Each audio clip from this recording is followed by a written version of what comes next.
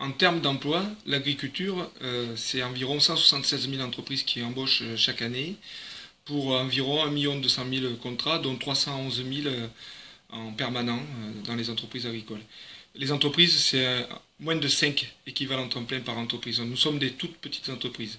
Et donc, lorsqu'on veut développer l'emploi en agriculture, il faut réfléchir à deux freins qui sont essentiels aujourd'hui. C'est le coût du travail par rapport à nos voisins européens et par rapport à la compétitivité de nos entreprises par rapport au marché qui est aujourd'hui européen.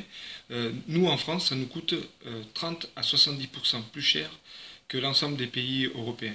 Donc on doit avoir une vraie action sur le coût du travail, permettre aux entreprises d'embaucher, avec des coûts n'enlevant pas la capacité de sécurité sociale que nous avons en France et le salaire pour le personnel qui travaille dans nos entreprises, mais nous devons faire en sorte d'avoir un vrai allègement du coût du travail pour nos entreprises.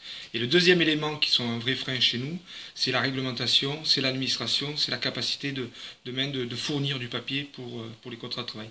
Nous devons faire en sorte en France d'alléger la procédure d'embauche, la procédure qui amène l'agriculteur, l'employeur, à faire des déclarations à la fois mensuelles, trimestrielles, etc.